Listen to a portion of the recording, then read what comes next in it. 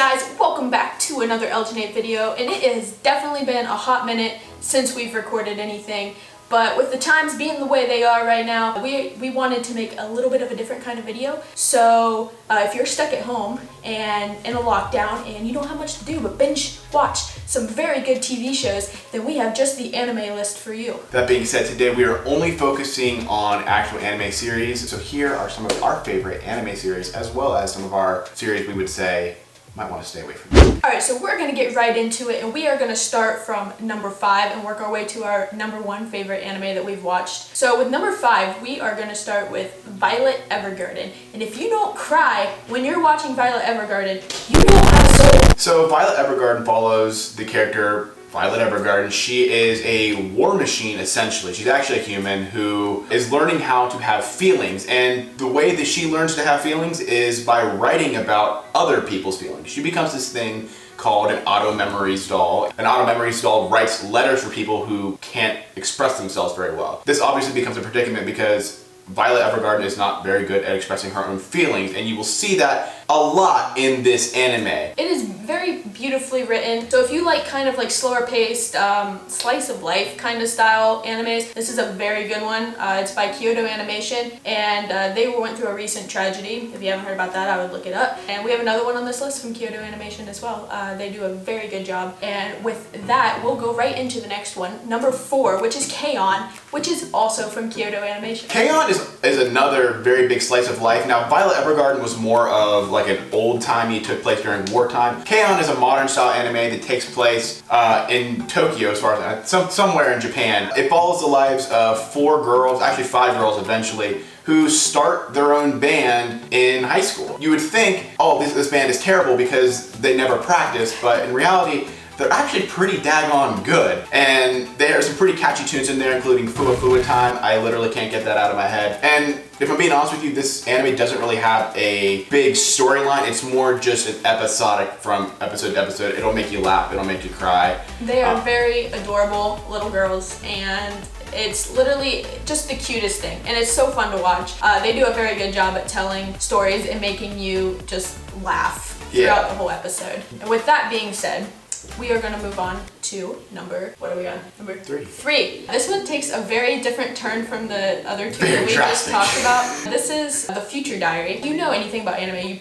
probably have heard of The Future Diary, Miraniki. It's a very, very kind of dark anime. I like to think of Miraniki, aka The Future Diary, as a Hunger Games in a way. It follows the main character, Yuki, who basically becomes part of a group of people who are fighting to death to become God. I have the power of God and anime on my side! Wait, and they all have these cell phones with their old school cell phones, like before smartphones, that basically give them information about how to survive. Yuki's literally tells the future of what's about ready to happen specifically to him. This one's very interesting. It's very dark if you like that kind of thing. It has some twists and turns in it that you're not going to expect, but I would definitely give this one a shot. It's rated one of our favorite animes of all time. And number 2. Don't lose your way, your mind, we have to be.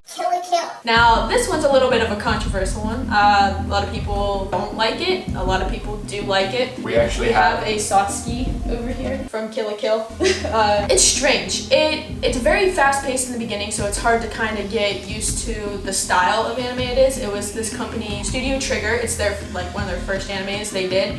So it's very different. When they fight, their clothes come off. It's weird. Basically, the storyline for this is pretty simple. It follows Ryuko, who is the main character of the show. She wants to find out who killed her dad. It's a pretty basic storyline, but it gets very eccentric when you meet the other characters like Mako and her family, as well as Lady Satsuki and the Elite Four. No, not Pokemon Elite Four. This is a different type of Elite Four. They are also in Kanto. This is starting to feel like there might be a little bit of copyright infringement. Just kidding, just kidding. She has to go fight Lady Satsuki and the Elite Four in order to find out who killed her father, and there's a lot of twists and turns. I'm not going to say what happens because this is a spoiler-free episode. Number 1, we have, first off, we don't want no comments telling us that this is not an anime, whatever. It's anime. Japan says it's anime. Literally. It's anime to us. It is Ruby. You already knew it was Ruby if you watch our channel. It's a CGI type anime, and it's made in America, so a lot of people like to fight that it's not an anime, whatever. But it's the best anime. So RWBY has a very complex plot, and I probably can't explain it all in one sitting because unlike the other animes on this list, RWBY is still ongoing. It started back in 2013. RWBY was created by a guy named Mani Ohm, who unfortunately passed away a couple of years ago, but the show still lives on, and they're following his vision for what they wanted to do with the plot line of the story. So basically, Ruby, a little girl, wants to become a huntress. She goes to school to become a huntress, and just all kinds of crazy things happen that we're not going to tell you because this is a spoiler-free episode. But then they go on a journey together to just take out this ultimate force that is in their land. So just if you like all kinds of action and fighting and really cool like fight scenes and stuff, this is definitely the anime for you. This is the anime that got us into like all these other animes. We literally have tattoos of this anime. But with that is our top 5 animes. But we're not quite done yet. Before we get into the animes that you should stay away from, we're gonna do a couple of honorable mentions. We're gonna start with Ancient Magus Bride. And the reason this one was not in the list is because it's not Nathan's favorite anime, but I love it. I think it's amazing. And if you like magical style stuff, there's some dark elements to it. That might be the anime for you. That one is definitely a good one you should check out if you like kind of like the romance, slow, slice of life style with like a monster. I don't know how else to explain it. But the next one that we have is Welcome to the NHK, which is one that I'm not very fond of, but he loves it, so I'll let him explain just a little bit. Welcome to the NHK follows the life of a guy named Sato. Basically, Sato is a NEET and struggles a lot with his own mental health, and the story literally just kind of paints what it's like to struggle with anxiety and depression, and I think it's just really well done. It's definitely a little over-exaggerated, but I love it. Great anime. Another one we have on here is Girls Last Tour. This was actually one of the first animes I watched too, and we're actually currently going through it right now, and it's just very cute.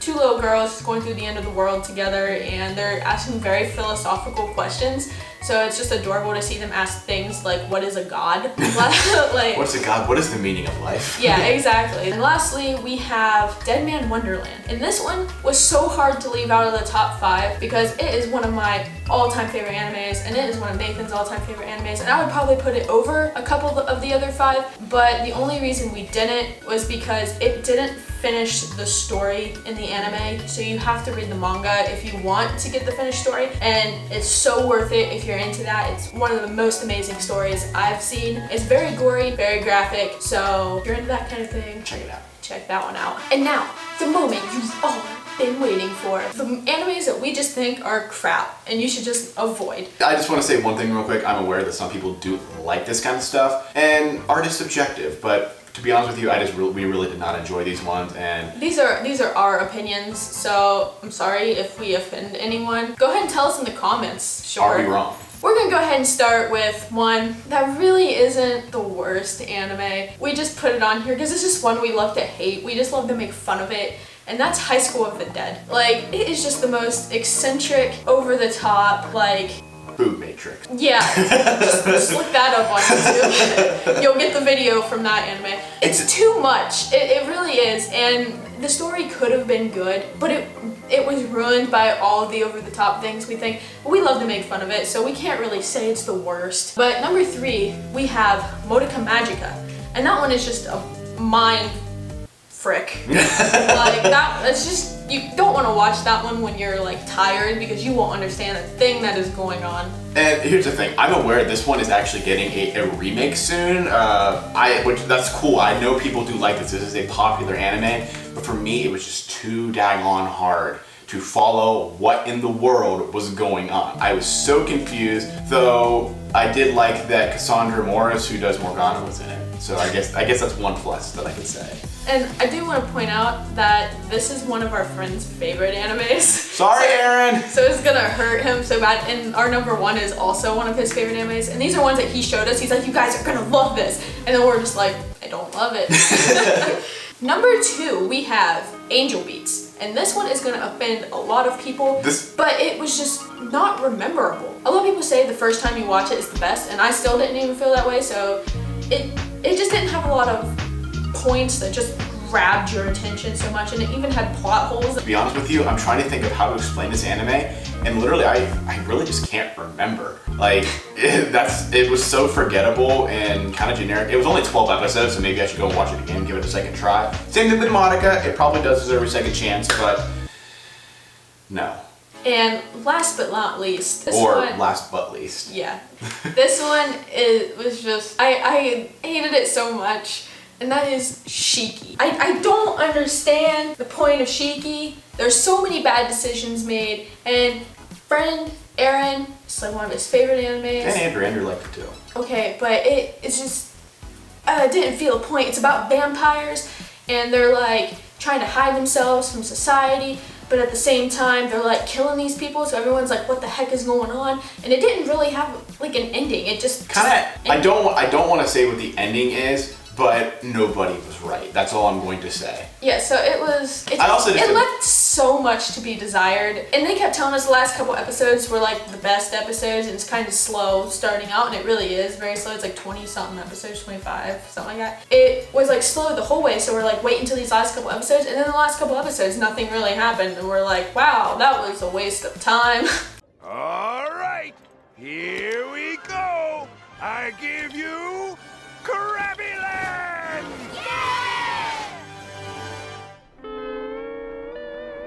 Alright guys, this was our list of favorite animes, and feel free to disagree with us because this is very opinion based, and we haven't watched anime our whole lives, just recently, so this is what we've discovered that we like. Also, if you're wondering why I'm wearing a Cowboy Bebop shirt and I didn't say anything about Cowboy Bebop, that's because we never finished it and I just really like this shirt. Sorry it's been a while since our last video. Sorry if you watch our channel and you're not a weeaboo, but this is all we can think of in our lockdown that we're having right now. So if you want to binge watch some very good shows or laugh along with us with the very worst that we say it is, go ahead, and we'll see you in the next one. Peace. Oh yeah, don't forget to subscribe, leave a like on this video, and comment down below. Tell us what you think, or go ahead and ring that bell so you can get our next video in 17 months. Gonna make